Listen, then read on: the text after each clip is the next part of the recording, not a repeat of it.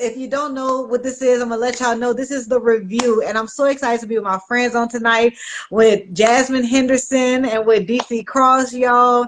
When I tell you, I'm so excited about this book that we're reading, because you say, you know, when you start reading a book, you're excited, you read the back of it, but when you actually get into it, let me tell you something.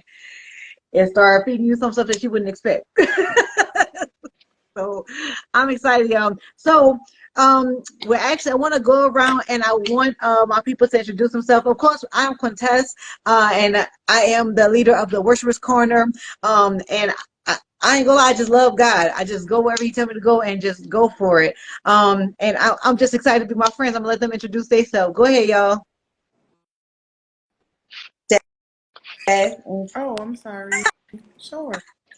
I'm Jasmine Henderson, and I am the founder and visionary of I Pray Movement NOLA, where we are a collective, shout out, where we are a collective of local believers, well, leaders who are believers, and we just firmly stand on prayer. So follow us on Instagram, on Facebook, follow the movement. D? All right, I am DC Cross, and that's it. You know, I'm just him, and yeah, amen. No, that ain't it. Yeah, Try again. Let's what are you go. talking about? Repeat. Don't do that. Let's run it again. I'm him. That's all we need to know. Him. I'm him. DC is a national recording artist. National. He is a national recording artist. He does have music out. He is a very humble person. That's why I have to introduce him, because he just won't do it right. And he is not only a great psalmist, but a great minister. He will wear your pulpit out. You will wear your street out. Wherever you put him, he gonna wear it out, because that's just who he is. You know what I'm saying? So I'm excited about that, y'all. Now let's hop into this. First of all, what's our first thoughts for the first 3 chapters? Look. So to piggyback off of our live on Tuesday, code switching is definitely my favorite. Bruh. Code switching is just so, and I'm saying so far. So code switching is the key. Wait, Yeah. I didn't do something, y'all. My apologies. I didn't do something. So for those who are hopping on and this is your first time hearing about us, joining us, this is what we're reviewing. We are called the Review. Amen. And so we review books every quarter. Our first book that we're reviewing, y'all, is Driven by Design by Pastor Jonathan Everett, New Orleans' very own Pastor Jonathan Everett. This is a well-acclaimed man in the New Orleans area, but he impacts the world. Do you hear me? And so we actually took it upon ourselves to go ahead and read the book and to dive in, because everything that Pastor Everett does, Jonathan Everett does, it is gold. You hear me? God's hand is upon it, and it would be just an honor to just read this book. And so we wanted y'all to join us. So if this is your first time joining us, you have not gotten the book and you don't know what we're talking about, you can go on Amazon and get Driven by Design by Pastor Everett and Jonathan Everett, and you can catch up with us. But we are talking about the first 3 chapters on tonight. And we also have the workbook with us, y'all. But it's not too late to hop on if you're just getting your book today. I know Amazon Prime days was last 2 days, but if you're just getting it, it's fine. I promise you, it is a good read, so much that you are not going to want to put it down. I promise you, you're gonna keep going. You're gonna say, I'm gonna just do 1 chapter, but you're gonna keep going. So it's not too late to hop on, and that's what we're covering tonight. We're covering Driven by Design by Pastor Jonathan Everett, and we're talking about the first 3 chapters that we dived into. So we're gonna proceed on with code switching, because y'all, chapter 3 was real. It was real. Go ahead. We going to code switching? Wait, with the code switching. So wait. Are we gonna say our most favorite one first? Oh, we can start at chapter 1 and then we can end up, because code switching did catch me, and I was like, wait a minute, not him checking us. I told you. Code switching is the sauce. Like that's code switching. I felt some like, I was like, wait a minute, but we're not even gonna do that to y'all. We're gonna start with chapter 1. We're gonna start with chapter 1. We ain't even gonna do that to y'all. So if y'all got y'all workbook and y'all notes, we are rolling with the workbook. And so yeah, because I'm ready for chapter 3. But Yeah, but I ain't gonna lie. So real talk, y'all. Chapter 1 was for me. As simple as the chapter started off as purpose, right? You think we just gonna talk a little bit about purpose, but see the way that it ended, I actually wrote something down because it really caught me.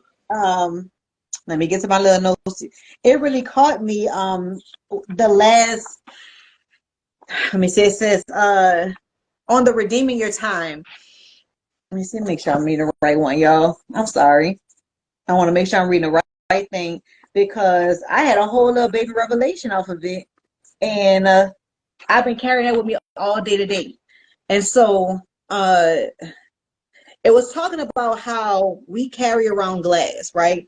That God never meant for us to carry around broken things. God never meant for us to carry around broken things, but yet we do it so easily. We literally go through a process, go through life, and opposed to healing properly, we just carry these broken things. And my revelation was I am not meant to carry broken things. And I put a visual down, carrying broken glass opposed to carefully, I should not be carrying broken glass opposed to carefully picking it up and throwing it away.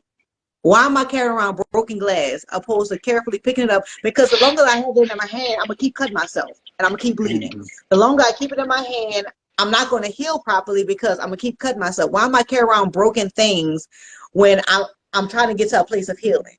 And I was like, dang. And just to know that some things like that stop us from purpose, because we will stop at the brokenness and not move on to the healing. And then we will blame the brokenness on us not making it to the purpose place.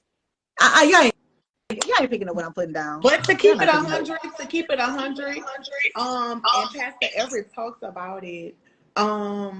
We hold on to the brokenness and not the mishandled things. So we hold on to, when people have hurt us and stuff, and that's how we operate in life. So to be honest, it's something that we need to unlearn.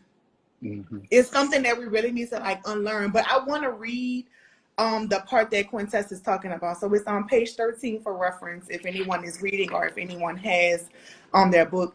But in the second paragraph, it says, Pastor Everett writes, our problem is that we have cut ourselves even deeper, trying to get closure and make sense of the broken pieces when our hands were not made to carry broken things and our hearts weren't designed to be weighed down with the cares of this world. That, and actually, I wrote that in my review. That was a point that I was going to bring up as well, because we're just not meant to. And when we like, it's a disservice to ourselves to assume that we can carry anything that has broken us, because it's bigger. So really cast your cares. And I think that's what he says, to casting your cares on God because he cares for us is the beginning of wisdom. So yes. And then right after that, he says, make pain pay you back. Yo, make pain pay you back. If you don't get something from the experience that you've gone through or the pain that you've experienced, then you did it for nothing. When we don't learn lessons, then you got to take the test all over again. If you don't reap something from the pain, from the situation that you're going through, then why invest so much into it? And why hold on to these things that you ain't even get nothing from? If I'm going to go through, let me get something out of this. I got to see God in every situation. I got to look for him in every situation. And I think that's the thing that we forget, that God, we look at the situation, we look at it and we say it's so bad that this can't be God. But in every situation, he is with us. He said, I'll never leave you. And that word never means never. So even in the darkest of times, God is there, but we got to look for him. And sometimes the clouds hang so low that we can't hardly see the road. But I mean, That's lyric. Come on, lyric. You got to see him. You got to find him. You got to find him in every situation. Make pain pay you back. Yeah, and you have to. As I read this chapter, I kept saying, I'm gonna reclaim my time. Reclaim my time. Listen, Mother Reclaim. Maxine. Okay. Yeah, that's what she said. And that was the segment in the book, taking your time. I think that particular segment really speaks to that, about reclaiming your time. And just because we spend a lot of time with something, it doesn't promise us a harvest. Just because you spent a lot of time there does not mean you're going to get a harvest from it. And he talks about stop investing your time in things that don't yield a harvest, and in people and ideas that don't ever yield a harvest from it.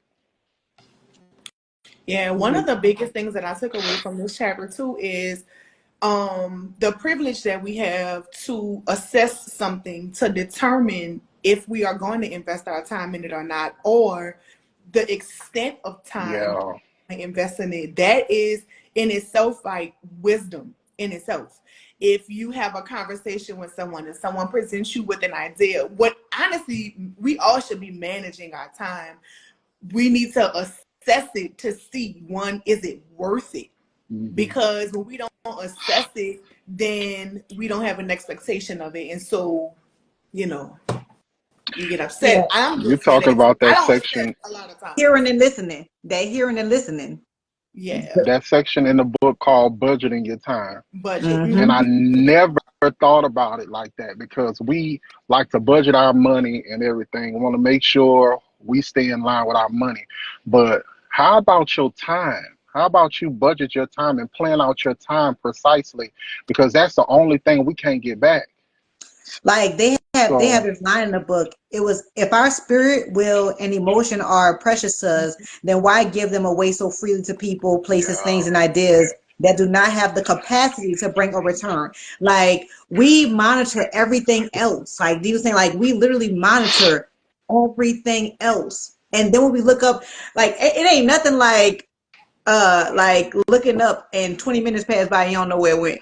And Right. I wrote that down a note for myself. The most aggravating thing is to realize you wasted time.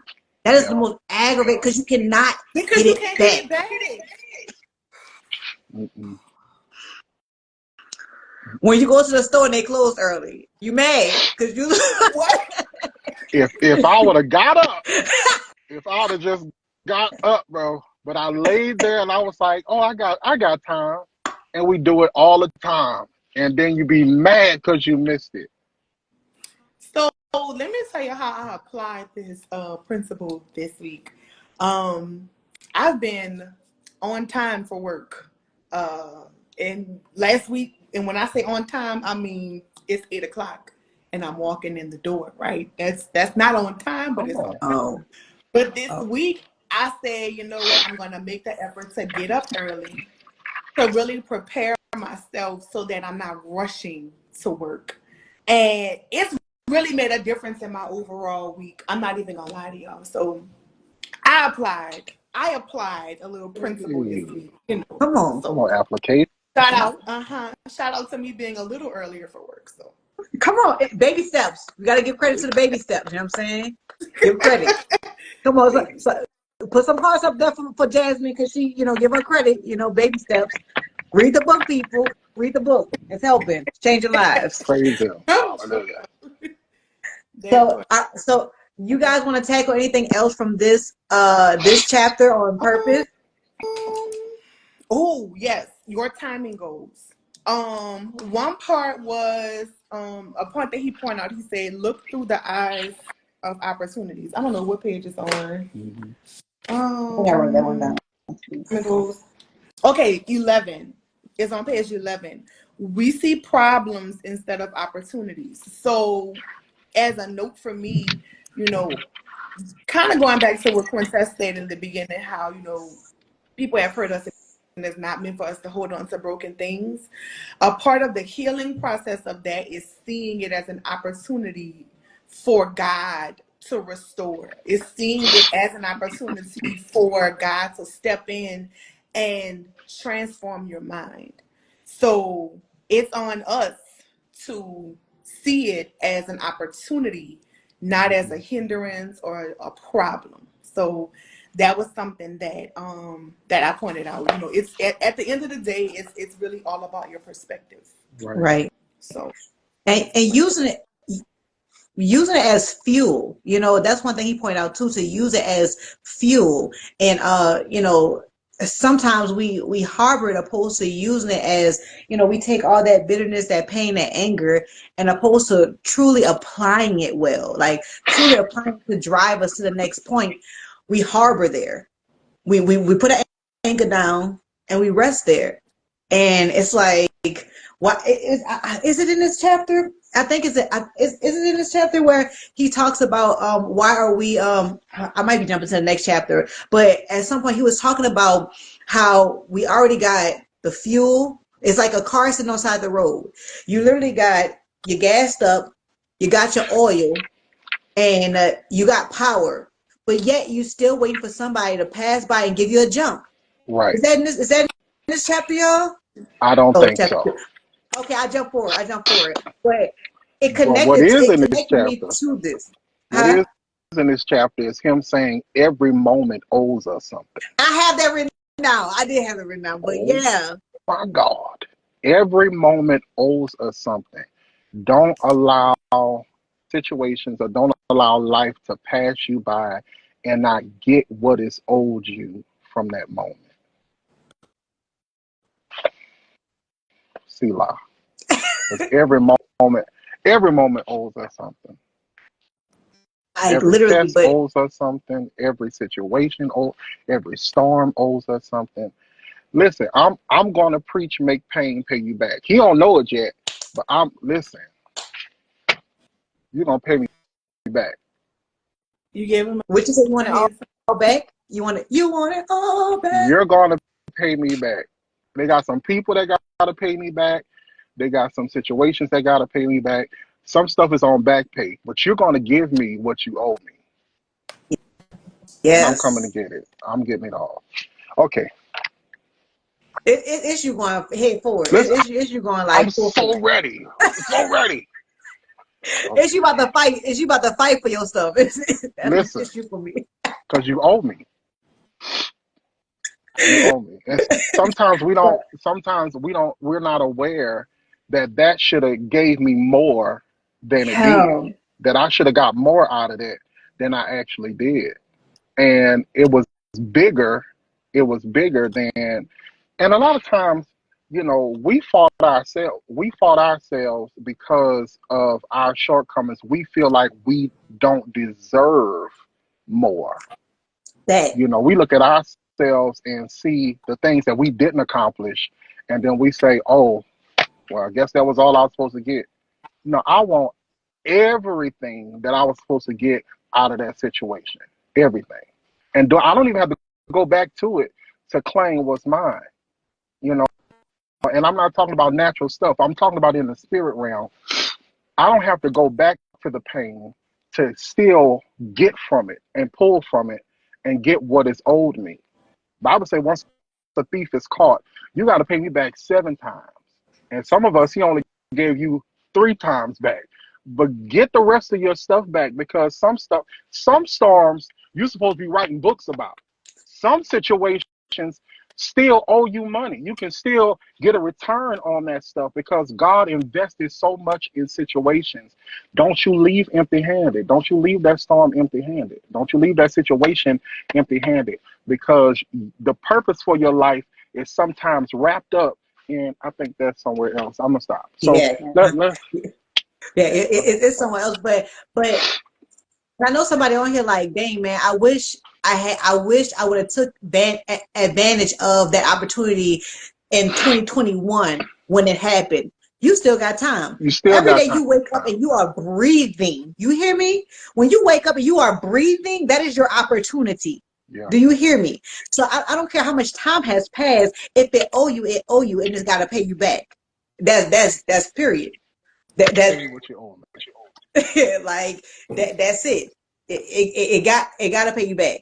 I don't care how long it's been, because if you saw your cousin that you borrowed $10 5 years ago, you're gonna be like, hey, bro, you know, you, you, you give me that 10. I'll never be broke because you owe Another me. day.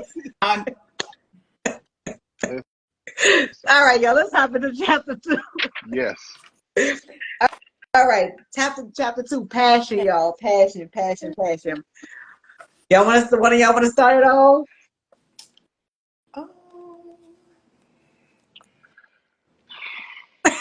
Okay. So, feeling your way is the first segment of passion, and he talked about not getting caught up in your feelings, but learning how to investigate and understand your own feelings. We be like listening to other people, and we talk to other people, and we be like, oh, I understand where you're coming from, but we never take time to understand where we're coming from, like where we are in our lives. And I think that a lot of times we disregard our own situations because we've been taught to put on for everybody else, because so many people expect us to be who we are to them all the time. And with that expectation, we're so understanding to everybody else, but we never take time to minister to ourselves. We minister to people all the time, singing and preaching and praying. But how often do we take time to just minister to ourselves and to understand our own feelings and to investigate and navigate through our own situations? And you got to sometimes feel your own way through. I give this analogy, and I'm gonna move. It could be pitch black in my house, but I know how to get to the bathroom Thanks. without turning the light on. Thanks. Because sometimes after I have feeled my way through so many times, I know the way. And so a lot of times we think just because it's dark that you can't make it to your destination. If you got to feel your way through, do what you got to do to get to where you're supposed to be. All right. Y'all turn. That's unfair. Like, No. but no, and I think again, we owe it to ourselves to get to know ourselves. And that can be hard, and that can be very uncomfortable at times because we're not used to caring for ourselves. We're always used to putting people before ourselves and not even worrying about us. Right. And we're broken. You know what I'm saying? So I think that, yeah, like you have to learn yourself, know yourself. Everett asked a question. He said, why do we need closure from people? So that's me. That's the next one. You can have it. That was I was waiting, but so that was the car scenario. Yeah. And when I read that, so that the feeling of fulfilled, and you know, you don't realize you have a problem until you realize you have a problem. And can I be transparent? I have a problem with closure. That is me. I'm a person that needs closure to move forward. But when I read the analogy on the car being ready, you literally got everything that you need. You got power, you got oil, you got gas. You legit ready, and you sit there waiting for a charge. You're waiting for someone to come and reconcile for you to move forward. What if they never come and reconcile? What if they never come? What you gonna sit there and you gonna wait when you got everything that you need? And I know sometimes for us mentally we think closure is going to help us, but sometimes what I've learned is it actually opens another wound. It actually opens more and more. It's like a Pandora box. Is that right? Like where the little box that where you keep opening is more and more. Is it a Pandora box? Is the little, I don't know. I don't know the right one. But basically you go and you get closure, and something else opens. And another question comes up. Another question. And it just keeps going and going. But sometimes we really don't need closure. We really just need to move forward past that situation. Because truth be Mhm. told, are you going to get what you need after the conversation? You're not sometimes. But why wait when you can just move forward with everything that you already have and everything you already have everything that you need? Why do we need closure? Why? Let your bounce back be your closure. Let your Let your bounce re- bounce let back. your recovery be your closure. Let your That victory be your closure. Be okay with not expecting people to come back and do things. I don't need it. When I bounce back, that's all the closure I need. When I recover from this, that's all the closure I need. because you know what it starts to become you being dependent Pendant. Yep. on people to move. You becoming a dependent on that. No, yeah, yeah, and even in that, you're taking away the position of God in your life. You Mm. depending on them for you to move forward. When God's like, why? When I've already paved the pathway for you. That happened. That happened to give you a testimony. That happened to give you something to write about. That happened to give you a notion to move forward. That happened in your life for a purpose that I have designed to be revealed to you in due season. It was not for you to settle in or Right. to seek out answers, because you're not going to explain it all, because I literally designed it that you would be able to use it in your life as fuel later. But Mm. you want closure. We want closure. But the Lord, like, yeah, I'm gonna give you a closure when you need it. That person doesn't need to give you something that I'm gonna help you with later on. So I mean that was, I ain't gonna lie, that portion, it really caught me, because I sat back and I was like, dang, man, it really hit me. But I'm happy. Thank you, Pastor Everett. I was glad to read it, because I never thought about it. Anybody ever broke down like that before? I never thought about it, and it really helped me to, like, dang, you don't need that. Move forward. But all right. That's it, y'all. I have, I'm back. I had left a little bit, but I came back. Listen, feel your way, sis. Feel my Feel way. your way. All right, yo. What else from passion did we So receive, y'all? Because for I'm me, I'm passionate about passion. page 20. Um, so after you've moved on and you don't need the closure. Page 20, roadmaps and master plans. It reads, you are destined by design, and there is a blueprint for your life filled with everything you need. Your purpose has been strategically engineered and it's custom made for you. No one has your blueprint. It's unique to you. Yeah. So I think even for speaking to, in situations where you really don't know yourself or you're trying to find yourself, you have to have the mindset that you can't compare. You can't compete and you can't compare, because the blueprint, your journey, your path is specific and unique to you. It's specific and unique to your purpose. So seek God for wisdom to just discover what the blueprint is for you. And I think, and to be honest, I think that there is, like, the overall blueprint for our lives, but I think that different seasons and different times will call for us to ask God, what's the blueprint for this? What's the blueprint for the business? How should I approach this? How should I feel about this? Should I go left or right? I think we should always consult God, and ask him if, like, just how should I approach it? So I think that's, like I said, the overall plan, but there will also be times when we'll have to consult God on, like, the details of the blueprint too. Right. Mm-hmm. Mm-hmm. That was good for me. I want to read this Yeah. line also from that roadmaps master and plans. That last line: by design, your feelings navigate you through the journey and work alongside passion to help you arrive to your destination. We can't dismiss that. We sometimes we allow our feelings, we dismiss our feelings, but then we don't, how can I say it? We don't use our feelings properly, if I can say that. We don't use our feelings. We don't direct our feelings. We let our feelings direct us.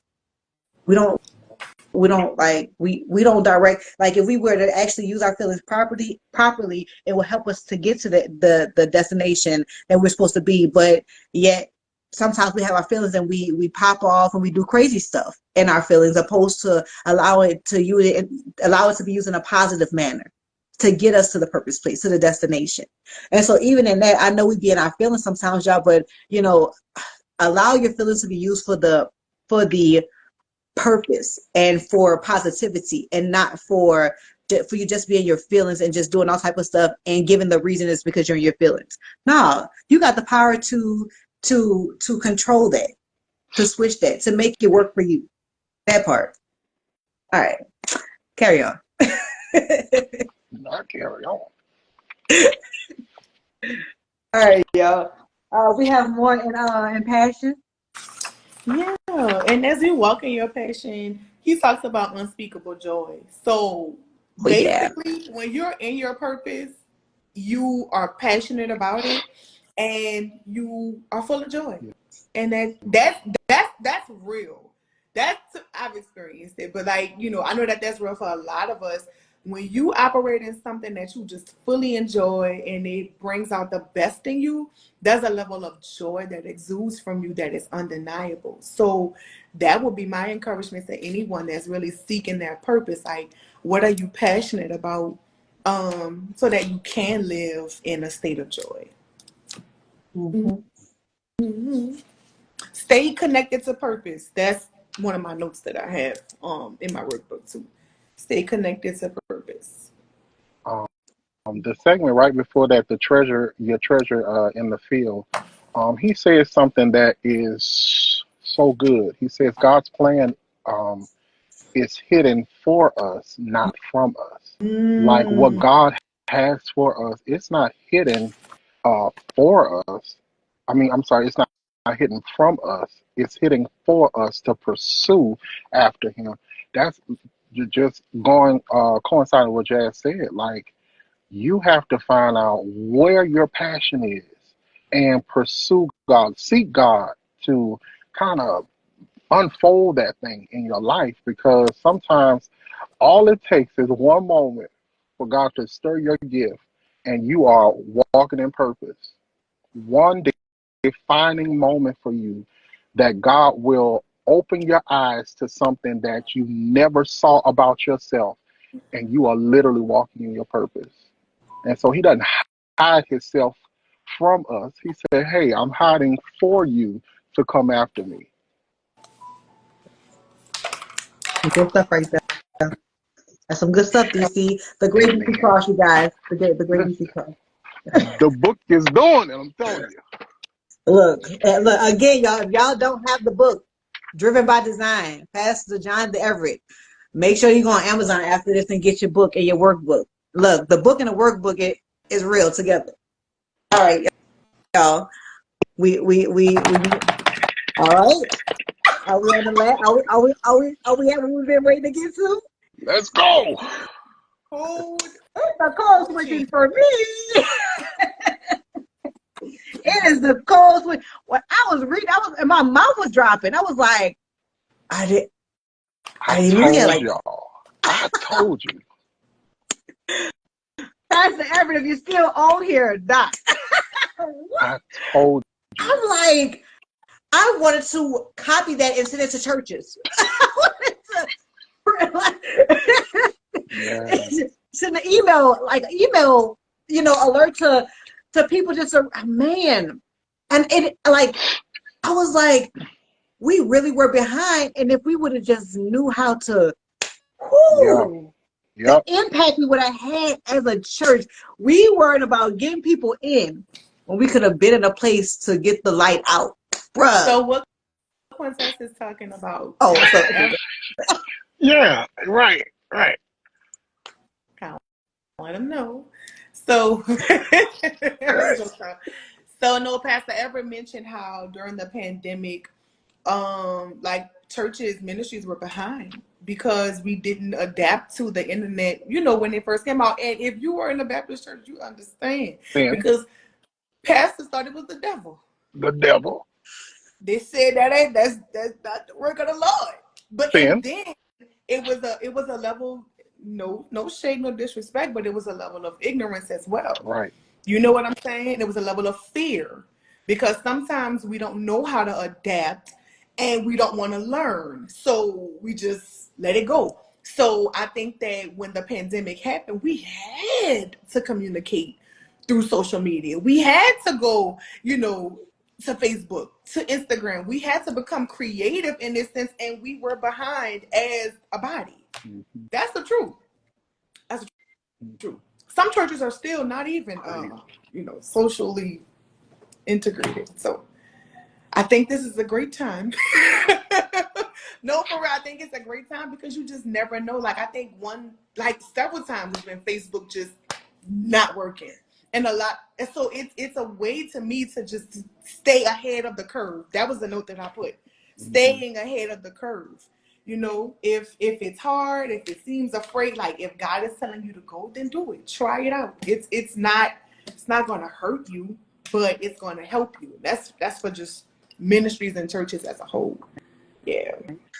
I want to read this line. I want to read this line on page 34, because one of the things that we do in church is that opposed to going into dark places, we flee from it. When we're supposed to be the light of the world, we flee from it. And so he says on page 34, if we are the light of the world, how can we shine unless we're in a dark place? Darkness is simply the absence of light. Darkness is simply the absence of light. And so if you only trying to stay in all the most holiest places, even Jesus adapted when he went he knew how to speak to the Gentiles. He knew how to speak to the Jews. He knew he adapted. He was able, like Paul said, to be all things to all men. He was able to reach everybody, not just the people in the four walls. And I'll be honest with you, we even drop the people in the four walls because when they walk in, if they don't look a certain perspective or a way, we already dissecting them. We're already saying, we're already trying to Disqualifying them. Lord. Like, we're straight up. We're already trying to fix them before we even catch them. Mm-hmm. And you're talking from the section breaking cycles. Yeah. And I mean, you jumped over some stuff, but it's okay. We're here now. But I believe that breaking cycles absolutely speaks to balance. That particular section of the book speaks to having a balance. And for some of us, we think balance, and I hate it. We think that balance means I can be on both sides. I know how to handle both sides. I know how to, go in the world and do. When the Bible says, "Come out from among them and be ye not separated, but separate," and we think that sometimes we're supposed to be separated. No, he says you can be among them, but be different. Yeah. That's what the balance is. You can enjoy life, but still maintain your standards in God, that you don't cause nobody else to slip. And we have to break the cycles of when this man said he goes into any room and know how to communicate. That's where the balance is. Not just you knowing church, but you knowing the world on any level, on any room, in any room. And when I read that, I was like, man, I got to do better. I got to make sure, because I'm church. And so, like, you got to be able to be in other rooms besides the church room. Besides the prayer room. Version. That's the whole. Pull out the message version. You got to have more in you than King James Version. Like, you have to have more. You have to know how to talk to people in other rooms. That's where the balance is. And that's a cycle that I got to break, because I can't just talk to the Christians. I got to be able to talk to everybody and not talk in King James Version. And so that was for me, that one. So, and for reference, page 34, Pastor Everett writes, one aspect of code switching is to speak the language of many cultures without changing Yes. who you are. Without changing who you are. Without Yeah. changing who you are. Yeah, and that's and again, that's something that you learn over time, you know. But I'm listen, I'm down for that. I'm down for that. I'm down for like exploring what that looks like without changing who I am. Like Right. maintaining the integrity Yeah. of a No. Christian, Yeah. maintaining the integrity of a believer, often, and to be honest, without offending people, because that's Right. Right. where we lose it. You know, you're not supposed to code switch and then you shoving judgment down people's throats. You know what I'm You saying? lost them. It's all love. Yeah. It's Right. all love. You know what I'm saying? So that's something that we all need to wait, Chelsea, it's all about being relatable to the unbeliever, be set apart but still a light in the darkness. Facts. Yeah. Yep. Preach, Facts. Chelsea. And Pastor Everett also says in that section, common touch is our greatest tool for using for reaching people. Finding a commonality, being so common to other people, that's our greatest tool for reaching people. Because Is we be finding so, that common ground. like, we be so deep sometimes. I'm sorry to cut y'all deep. No, But yeah, as Christians, man, especially the more and more we find Christ, we be so deep. Like we don't know how to be a lifeguard and bring people up. You know, we just in all the way out in the middle of the ocean and want them to be able to swim out with us. And then when they don't understand, we just gonna let them drown because they don't understand. It's like, nah, you supposed to be like bringing them in. right.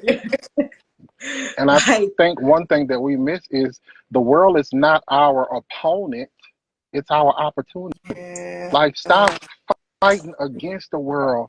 And like, we don't fight against them, we influence it. And I know God dealt with me about something. We say represent, but he says represent me. Show the world me in a different way that's not so stuck up, that's not so, so hard. They Religious. they make it, yeah, we make it hard to go after God. Yeah. I don't care. I want to also, on the last page of this chapter 3, page 36, the ability to become all things to all people without devaluing, discrediting, or disconnecting from his one and only source, the Heavenly Father. That was right above what Mhm. DC said. Yeah, So that's actually, to be honest, because we reflect Jesus, that is an ability that we have. If we yeah, reflect him and if we bear his spirit, we have the ability to draw people to him by not devaluing, by not discrediting, and by not disconnecting. So absolutely. don't operate in fear, like operate in the freedom and love that resides within you. So, like, yeah, yeah. And I wish growing up these types of conversations were had. I Absolutely. really do, because we grew up in atmospheres where it was so judgmental. You know, you had to look a certain way, you had to dress a certain way, you had to sound a particular way. And, Mm-hmm. you know, as we get younger, older, something like that, somewhere in between, somewhere in between, we realized that it wasn't that serious. Or not even that it wasn't that serious, it didn't take all of that. right? You know? It didn't take all of that to come to Jesus, to understand who Jesus is, Mm-hmm. to understand, you know? So I just wish that, you know, these kind of conversations were around much sooner. What you said? The test got something to say so bad. Please let this girl talk. What's going on, Quinteste? Cause I mean, She about to Just come I'm up with a sorry. problem. I wasn't are, ready are for I was like, you good? my brother was about to come in full force. Oh, that. okay. Listen. He about to come out with full force. But um, yeah. So um one thing that growing up, I believe everything happens in due time, right? I don't think if we had these conversations back then, a lot of people would receive it because we were so stuck on religion. And through the years, religion has kind of start, I can't say, it's been kind of breaking down to a point more to a relationship. And granted, because if this was 1970 and we had pastors going on live and doing certain stuff like that, like would it So have been received the same way? I'm going to challenge that a bit because I read a book and I don't know, I think it was Following the River or it was another book. And there were not specifically just talking about the context of like dressing, thinking and stuff, but there were charismatic churches that, even better example, think about Full Gospel with Bishop Morton. When Okay. Bishop Morton first came around, no one was on it. No one understood what he was saying, but there were some who took a hold of it, and we see how that one movement progressed us as a church. But a lot of people were not willing to have that conversation in the beginning.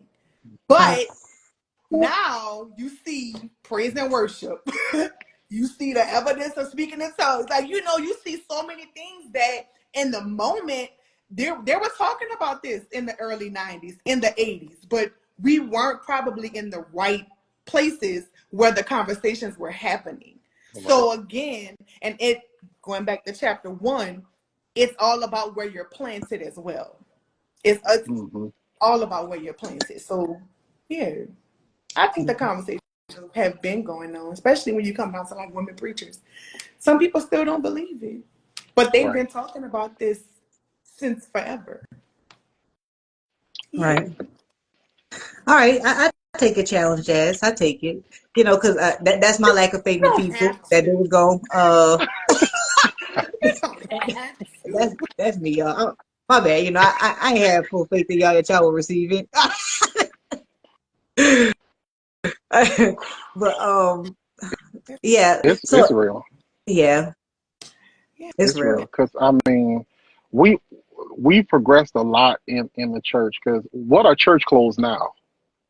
Jeans, That part. t-shirts, sneakers. You know.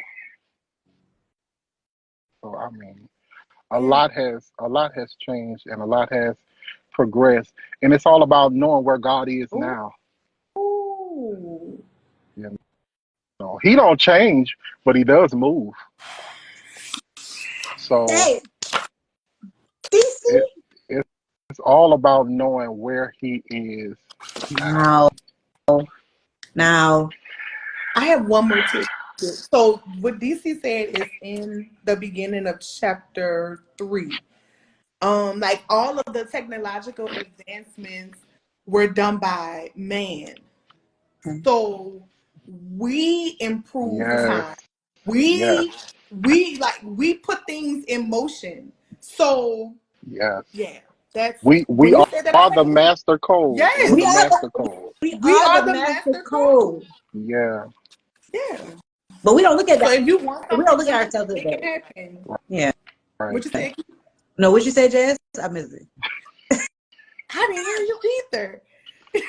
I asked what you said. But no, I said if you want something done, make it happen. Make it happen. Right. Yeah, make it But happen. we don't see ourselves that way. And so I just want to encourage somebody today, like just like he says in chapter 3, he starts off saying that you have what you need on the inside of you. Like you literally, the system was built up through us. Like we don't realize that it was built up through us. All they did was just put it into technology. They took us and That's put us it. in to technology. So what you think you're trying to figure out, you already know because it's you. Come on here. Computers what, ain't what they, fall from what the they say, sky. love? Say love. Say la la. Say love is you. Say la la. That's you, baby. So anything that you questioning whether or not you could get the concept of it or roll with it is you. It's you. Literally. Jump on board. Stop letting stuff discourage you. Look, we driven by design. You heard me? And stop. You already designed for it. You saw what I did there. But, Beautiful. but you already designed for it. Stop overthinking your design.